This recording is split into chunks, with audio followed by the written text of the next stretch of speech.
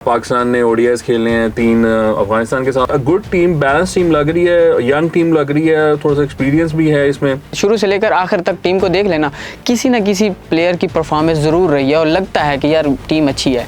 Zaman is a fast bowler, Faheem is an allrounder, we wanted an fast bowling allrounder, तो इस वजह से उसको हमने शामिल किया।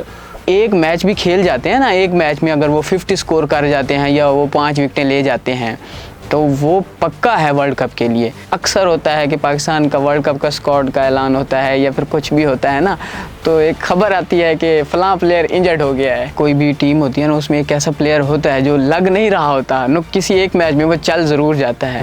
Naseem Shah would finally shine in this tournament.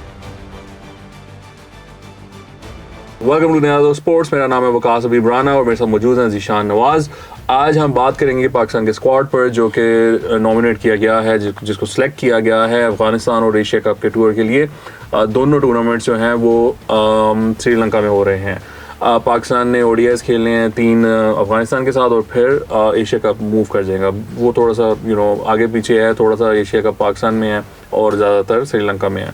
अब जो टीम अनाउंस हुई है उसको मैं आपको जल्दी से बता दूं। अब्दुल्ला शफीक हैं, फ़हीम अशरफ हैं, फ़खर जमान हैं, हारिस रऊफ़ हैं, इफ्तिखार अहमद, इमामुल हक, मोहम्मद हारिस, मोहम्मद नवाज़, मोहम्मद रिजवान जो कि विकेट कीपर हैं, मोहम्मद वसीम जूनियर, नसीम शाह, सलमान अली आगा, साउद शकील, शादाब खान जो कि वाइस कैप्टन है, शाहीन अफरीदी, तैयब ताहिर और Usama Mir, and of course our captain is Babar Azam. So it looks a good team, balance team लग रही है, यंग टीम लग रही है, थोड़ा सा एक्सपीरियंस भी है इसमें। फ़खर जो हैं वो एक्सपीरियंस हैं, खेलते आ रहे हैं। इफ्तिखार अहमद इज़ देयर पर वो इतनी कंसिस्टेंट पार्ट नहीं रहे हैं टीम का।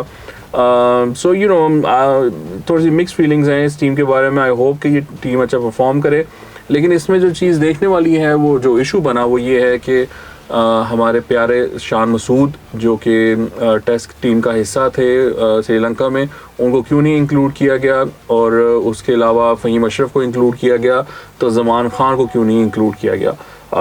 जो हमारे चीफ सेलेक्टर हैं ज़मामुल हक, उन्होंने ये एक्सप्लेनेशन दी थी कि जी Zaman is a fast bowler, Faheem is an allrounder, we wanted an fast bowling allrounder, तो इस वजह से उसको हमने शामिल किया।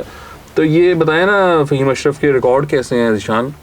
फ़हीम अशरफ ने अब तक जो 31 मैच खेले हैं ना, उनमें से 30 में मतलब कि एक बारिश की वजह नज़र हो गया, बाकी 22 में उसे खेलने का मौका मिला है और उसका बेस्ट स्कोर जो है वो कितना हो सकता है? 50 तो होगी ना आपकी नज़र में, लेकिन उसके 28 स्कोर हैं। अच्छा। और कोई अक्सर मैच तो ऐसे हैं जिसमें वो डबल फिगर में ही नहीं जा सका। चलें ये बैटिंग साइड पे देख लें, अगर बॉलिंग साइड पे आए हैं तो उसने तकरीबन कुछ 23 विकेटें ली हैं। उसकी ये परफॉर्मेंस है। और कल से मैं जब से ये टीम सेलेक्ट हुई है, फ़हीम अशरफ पे सवाल उठ रहे थे कि इसकी परफॉर्मेंस ऐसी है, परफॉर्मेंस ऐसी है, इसको क्यों सिलेक्ट किया गया है, इसे ऑलराउंडर होने का मौका दिया गया है। और साथ में कहीं दूसरी जानिब से ये भी कहा जाता था कि पॉलिटिकली तौर पे इसे टीम में सेलेक्ट किया गया है। आपने जब देखा होगा, जब ये टीम से बाहर हुआ था तो ये जाके लंदन में किसी पाकिस्तान की एक बड़ी पर्सनालिटी से मुलाकात हुई थी, इनकी तस्वीर भी वायरल हुई थी। हाँ, तो वायरल हुई थी, और वायरल होने के बाद अब दोबारा से जब टीम में वो आया है और वो वर्ल्ड कप के लिए आया है, ये ना समझे कि आप वो सिर्फ अफगानिस्तान के लिए आया है या एशिया कप के लिए आया है, बेसिकली वो वर्ल्ड कप के लिए आया है। वो अगर एक भी वेरी गुड पॉइंट, हाँ, वो एक मैच भी खेल जाते हैं ना, एक मैच में अगर वो 50 स्कोर कर जाते हैं या वो 5 विकेटें ले जाते हैं तो वो पक्का है वर्ल्ड कप के लिए। और ये मेरे ख्याल में कि जिस तरह से हम दूसरी बैलेंस टीम है, जितने भी प्लेयर देख लें आप, उसमें उसामा अमीर को देख लें या फिर शुरू से लेकर आखिर तक टीम को देख लेना, किसी न किसी प्लेयर की परफॉर्मेंस ज़रूर रही है और लगता है कि यार टीम अच्छी है। जब आप फ़हीम अशरफ पे आते हैं ना तो आपको नज़र आने लग जाता है कि यार ये किस बेस पे हुआ है, इसे किस बेस की वजह से शामिल किया गया है टीम के। जबकि आपने तारुफ में बताया है कि शान मसूद को क्यों शामिल नहीं किया गया। शान मसूद बेसिकली टॉप 4 में खेलने वाला प्लेयर है, जिस तरह से वो देखो ना, उस बेचारे ने टेस्ट मैच में भी उसने T20 की तरह टेस्ट मैच खेला। अब देखें, मुझे ये छोड़ ही ना दें। अच्छा देखें, अब बाबर आजम उन्होंने छोड़ ही दिया। बाबर आजम, शान, उसके साथ साथ इमामुल हक, फ़खर जमान, अब्दुल्ला शफीक और साउद शकील, मोहम्मद रिजवान, ये ऐसे प्लेयर हैं जो टॉप 5 में खेलने वाले हैं। अब इतने सारे प्लेयर जब आप लेंगे टॉप 5 में खेलने वाले होंगे तो सारे ही टॉप 5 वाले तो शामिल नहीं कर सकते ना। एज अच्छा। उनको कंपेयर करना होगा कि उस स्टेज पे या उस नंबर पे खेलने वाला प्लेयर जो मुखालिफ है उसकी परफॉर्मेंस कैसी है और इसकी मुखालिफ परफॉर्मेंस कैसी है। और इसके 9 मैचों में 150 है सिर्फ, जी बाकी तो स्कोर ही नहीं है, जिसकी वजह से मेरे ख्याल में जो एज दिया गया है दूसरे प्लेयर्स को इन्हें शामिल ना करके। जबकि एक और बात भी है, वो तीसरा जो खलाई मखलूक होती है, अक्सर होता है कि पाकिस्तान का वर्ल्ड कप का स्क्वाड का ऐलान होता है या फिर कुछ भी होता है ना, तो एक खबर आती है कि फ़लाँ प्लेयर इंजर्ड हो गया है तो खलाई मखलूक भी आएगी, इसका इंतज़ार कीजिए। कभी भी हो सकता है ये सूरत हाल के फ़लाँ अफगानिस्तान के रिप्लेसमेंट आ जाएगी उसकी, तो ये तो होगा। अब देखें कब होता है, ये किस प्लेयर को निकाला जाता है, लेकिन मैं is very bitter today। अच्छा, तो बैकअप प्लेयर्स की बात करते हैं। मेरे ख्याल से साउथ शकील, तैयब ताहिर ये बैकअप प्लेयर्स हैं, और उसामा मीर भी ये भी बैकअप है, क्योंकि शदाब खेलेगा, बिल्कुल ऐसे खेलेगा, बिल्कुल ऐसे। तो और of course I think Mohammad Haris is also backup player. हाँ, हारिस भी बैकअप है। Haris is not going to play. I wish they would play him। मैं चाहूँगा उसको देखना कि वो खेले, और वो जिस तरह एग्रेसिव क्रिकेट खेलता है वो खेले और छक्के छुड़ाए दूसरी टीम के। इसका इम्पैक्ट ही बहुत होता है ऐसे प्लेयर का, तो आपको और कुछ नहीं तो इम्पैक्ट के लिए खिलवा लेना चाहिए ऐसे बंदे को।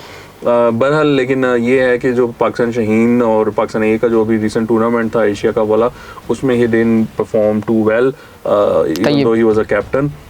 तो तैयब ताहिर जो थे ऑफ कोर्स उन्होंने परफॉर्म किया था, and he is in the team. मतलब ये तरीका ठीक है यार, एक बंदे ने परफॉर्म किया, आप उसको लेकर आए हो। इन्होंने खिलाना नहीं है उसको वैसे, लेकिन चलो टीम में तो होगा ना।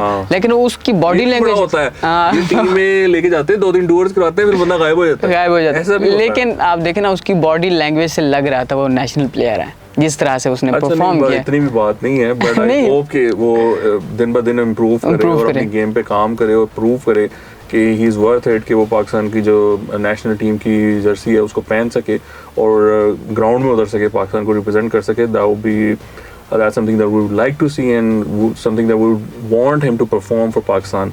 इफ्तिखार अहमद, of course, इफ्तिखार अहमद की अब क्या बात करें, उन्होंने अपने आप को इट्स लाइक कि अजीब, मतलब कोई मामला है कि उसको निकालते हैं, वो फिर परफॉर्म करता है, फिर उसको लाना पड़ता है, फिर उसको निकाल देते हैं, फिर वो ये एक अजीब सा है, कुछ मतलब कंसिस्टेंसी नहीं है। और बाय द वे पाकिस्तान की ODI team is not really set, मतलब टेस्ट टीम बेहतर लग रही है, अब आके लग रहा है कि सेट हो गई है, T20 टीम इज सेट, लेकिन ये ओडीआई टीम थोड़ी सी है। और आपने देखा होगा कि कोई भी टीम होती है ना, उसमें एक ऐसा प्लेयर होता है जो लग नहीं रहा होता ना, किसी एक मैच में वो चल ज़रूर जाता है।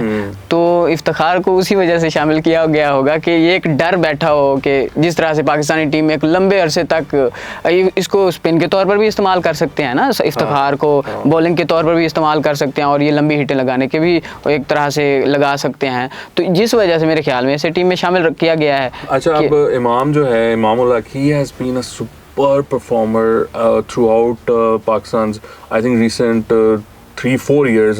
बिल्कुल ऐसे ही है, बहुत परफॉर्म किया, उसकी एवरेज भी बहुत अच्छी है, 2 सेंचुरियां की हुई हैं। दो उसके ऊपर पर्ची का इल्जाम लगता है, लेकिन उस बंदे ने इतनी परफॉर्मेंस दी है, इतनी परफॉर्मेंस दी है कि आप उसको कुछ कह ही नहीं सकते, छेड़ ही नहीं सकते। और वो आई एम प्रिटी श्योर कि वो देगा performance. He is a consistent batsman. आपको उसकी टेक्निक से, अप्रोच से इख्तिलाफ हो सकता है कि maybe is not too aggressive, but you know वो रन्स तो ज़रूर करता है। अब बॉलिंग का ये मामला है कि आपके पास 2 स्पिनर्स हैं, शदाब और उसामा मीर। मोहम्मद नवाज भी, मोहम्मद नवाज इफ्तिखार को भी कभी कभार यूज़ कर सकते हैं।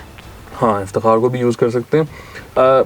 अब उसामा मीर ने बड़ा परफॉर्म किया है रिसेंट टाइम्स में, वो उसने काउंटीज में भी परफॉर्म किया है, 100 भी खेल रहा है। हाँ, 100 भी खेल रहा है, उसमें भी खेल रहा है, तो आई थिंक उसमें भी इस बंदे का, और इससे अपनी बैटिंग भी बहुत इम्प्रूव की है, इसने अच्छी खासी स्ट्राइक रेट पे हिटिंग की है रिसेंट टाइम्स में, अच्छा खासा मारा है इसने।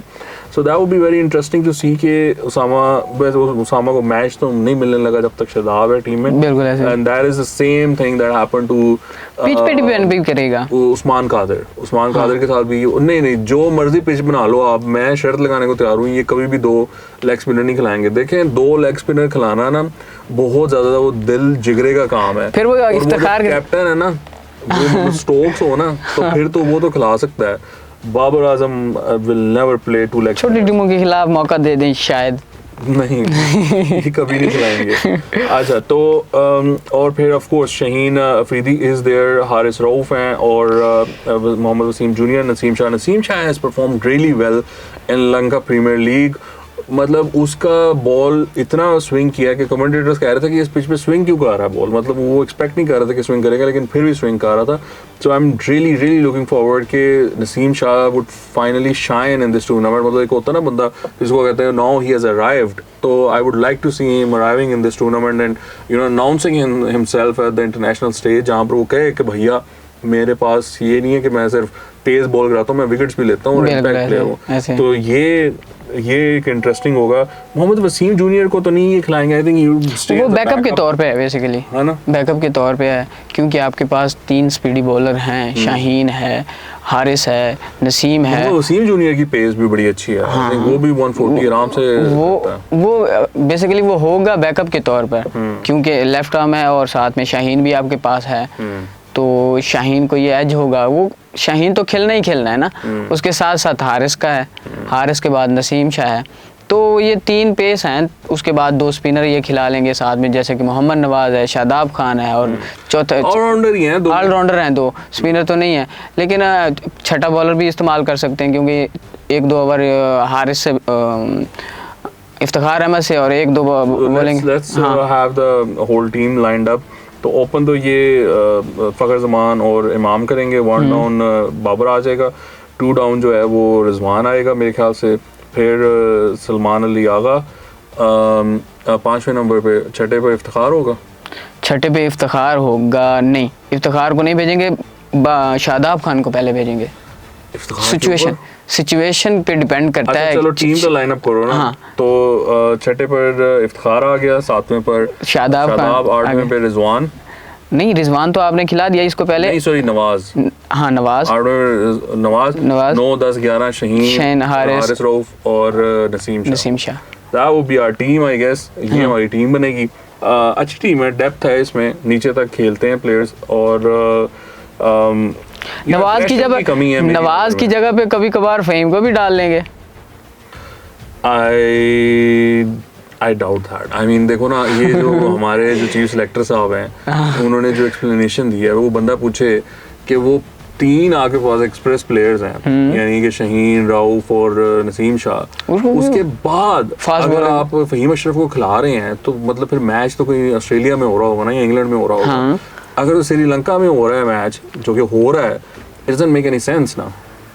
बस वो उनकी प्रेशर भी होते हैं, कुछ इन्फ्लुएंस भी होता है, कुछ चाहते भी हैं, और ऐसा कई बार होता है कि वो पहले ना एक वर्ल्ड कप में कोई भी स्क्वाड ऐलान होता था ना, कोई भी वर्ल्ड कप सेलेक्ट करनी होती है ना, तो वो रख लेते हैं, अच्छा जी हमने ना 8 बैट्समैन रखने हैं, 4 फास्ट बॉलर रखने हैं, 2 स्पिनर रखने हैं, 1 ऑलराउंडर भी तो होना है ना.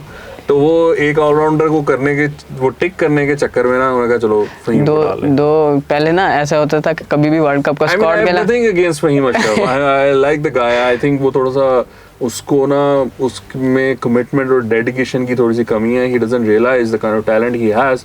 तो उसको थोड़ा सा अपने आप पे ट्रस्ट करना चाहिए और अपनी बैटिंग पे ध्यान देकर उसको करना चाहिए. I think is a fabulous bowler. मेरी नज़र में वो बहुत अच्छा T20 और I don't know ODIs में वो कैसा फेयर करता है. I'm not too sure about his credentials for ODI, but T20 के लिए I think he's a fabulous bowler. उसको हिट करना इतना आसान नहीं है. बिल्कुल ऐसे. बहुत मुश्किल. अच्छा, तो आपने देखा होगा कभी भी वर्ल्ड कप का शेड्यूल अनाउंस होता, टीम अनाउंस होती है ना, तो उसमें ऐसा होता है कोई एक प्लेयर ऐसा जरूर होता है जो खेल नहीं रहा होती. हाँ, समझ नहीं होती. तो उसी तरह से ये भी वही है, लेकिन मैं हैरान हूँ कि उसे चलो सीरीज 2 पहले खिला रहे हैं, एक सीरीज और एक एशिया कप पहले खिला रहे हैं. हाँ. ताकि इसमें 1-2 मैच में परफॉर्म कर ले, उसको बाद में जस्टिफिकेशन हमारे पास मिल जाए. मुझे उसकी जगह बनती नजर नहीं आ रही, specially in Sri Lanka on those pitches. पता नहीं किस तरह होगा, but anyway that's your team. मौका तो जरूर देंगे अफगानिस्तान के खिलाफ. अच्छा, मौका जरूर देंगे इसे. 1-2 मैच में देखिएगा आप, जरूर खेलेगा. नसीम शाह को बिठाएंगे. मुझे नसीम शाह, हारिस को बिठा देंगे. नसीम शाह को नहीं बिठाएंगे, हारिस को बिठा देंगे. नहीं, या फिर नवाज को भी बिठा सकते हैं. नहीं, नसीम शाह को बिठाएंगे और फहीम से ओपन कराएंगे बॉलिंग ना, बिकॉज हारिस जो है वो ओपन ही ना करता बॉलिंग. अब देख लें, मुझे लग रहा है ये खेलेगा, और मुझे क्यों लग रहा है कि नवाज को ये बैकअप के तौर पे लेके जा रहे हैं. Okay, so you know, I mean, you can always comment and share your thought on that. हमें तो इसकी थोड़ी सी confusion है कि फ़हीम को कहाँ एडजस्ट करेंगे. But anyway that's our squad and we wish them best of luck. और हमारी अच्छा एक और चीज़ भी है कि आपने सबको एक मतलब कि थोड़ा थोड़ा डिस्कस किया है, हाँ. लेकिन वो एक लंबी बड़ी सी तस्वीर लगी हुई है, उसको डिस्कस भी नहीं किया. बाबर को बाबर का क्या जिक्र करें. बाबर तो मतलब कमाल है ना. बाबर का क्या जिक्र करना है. He is going to shine. Babar की एक ही बात है ना, कैप्टनसी के लिए बाबर को he needs to be a bit sharp in that. He needs to come up with different tactics. He needs to understand कि उसने गेम को अपने हाथ में रखना है. जो लोग ताश खेलते हैं उनको इस बात की समझ है कि अगर आप नहीं ना चाल चल रहे तो फिर अगला बंदा चाल चल रहा है. विच मीन्स कि अगर आप गेम नहीं डाल रहे या आपके पास प्लान नहीं है तो इसका मतलब अगले के पास तो है. ऐसे ही है. तो आपका प्लान जो है वो हर टाइम होना चाहिए, हर सिचुएशन के लिए होना चाहिए. हर फील्डिंग अरेंजमेंट जो है उसका कोई मकसद होना चाहिए. हर गेंद जो है उस पर ये डिसाइडेड होना चाहिए कि ये कहाँ गेंद जाएगी और इसकी क्या फील्डिंग है. You know there needs to be a bit of a strategy out there. तो वो थोड़ी सी लैकिंग है. But because we have Mickey Arthur and Bradburn in the coaching staff, उसकी कमी वो पूरी करते हैं. वो हमें नज़र आया श्रीलंका में और वो करते रहेंगे because you know that's what they do. लेकिन बाबर के प्लेयर होने पे तो क्या मतलब ही मतलब एब्सोल्यूट लेजेंड ऑलरेडी. उसकी जो एबिलिटीज हैं उस पे कौन डाउट. उनकी शॉट्स पे आप देखें कि पुराने जो क्रिकेटर हैं, साबिक क्रिकेटर हैं, वो तारीफों के पुल बांध देते हैं. हाँ. अभी एन बिशप को मैं अभी पढ़ रहा था तो वो कह रहा था कि ऐसा एक लफ्ज में बयान करने वाला था कि लाइन के क्या कहेंगे तो उसमें कहा मुसलसल परफॉर्म करने वाला. हाँ, कंसिस्टेंट परफॉर्मर. मोर सो देखिए ना, हम तो लकी हैं कि हमें बाबर मिला. हमें तो फास्ट बॉलर्स मिलते थे ऐसे ही. मतलब इंजमाम, मोहम्मद यूसुफ, सईद अनवर, सलीम मलिक जो कि बहुत स्टाइलिश होते थे. ज़हीर अब्बास ऐसे बहुत ज़बरदस्त बैट्समैन गुजरे हैं हमारे टाइम में.